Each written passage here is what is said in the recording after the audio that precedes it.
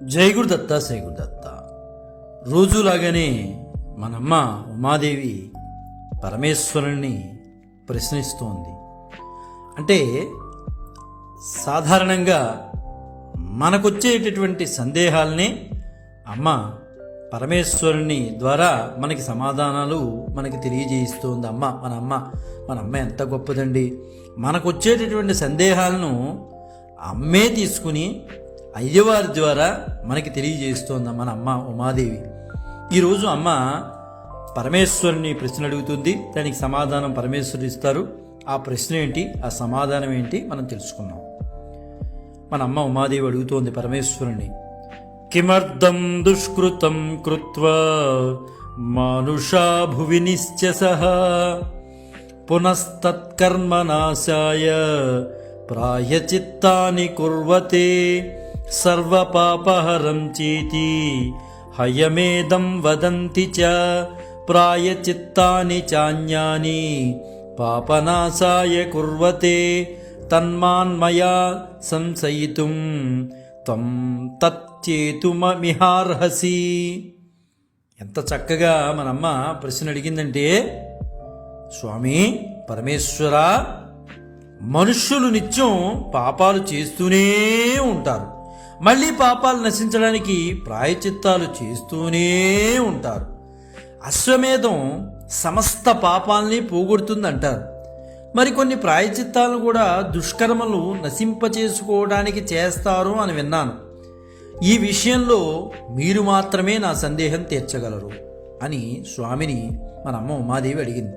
అప్పుడు స్వామివారు చెప్తున్నారు, స్థానే సంశయితం దేవి శృణుతత్వం సమాహిత సంశయో హి మహానేవ పూర్వేషాంచ మనీషిణాం ద్విధాతు క్రియతే పాపం సద్భిశ్చాశ్చ సద్భిరేవ చ అభిసందాయ వా నిత్యం అన్యదా వా యదృచ్ఛయా కేవలం చాభిసందాయ సంరంభాస్య కరోతి యత్ కర్మణస్తస్య నాశస్తు న కదంచ న విద్యతే అభిసంధికృతస్తైవ నైవ నాకోశ అస్తి కర్మణః అశ్వమేధ సహస్రైశ్చ ప్రాయచిత్తస్య తైరపి అన్యథా యత్కృతం పాపం ప్రమాదాద్వా యదృచ్ఛయా ప్రాయచిత్తాశ్వమేధాభ్యాం శ్రేయసా తత్ప్రణశ్యతి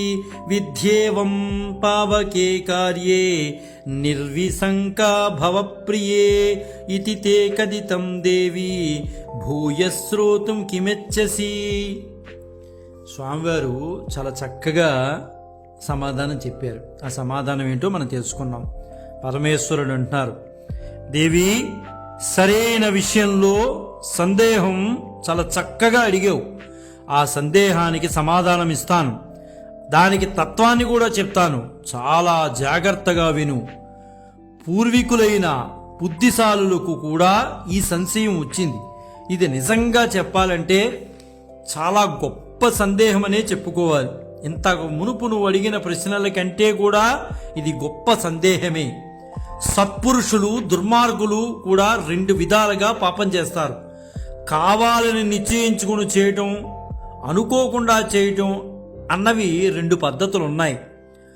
పట్టుదలతో నిశ్చయించుకుని పాపాన్ని చెయ్యాలని చేసిన వారి దుష్కర్మకు ముల్లోకాల్లో కూడా ప్రాయచిత్తం లేనే లేదు. వాడు కావాలని నిర్ణయించుకుని చేసిన దానికి వాడు ఎన్ని చేసుకున్నా దానికి ప్రాయచిత్తం అనేది లేనే లేదు. నిశ్చయించుకు చేసిన దుష్కర్మకి నిష్కృతి కూడా లేదు దేవి.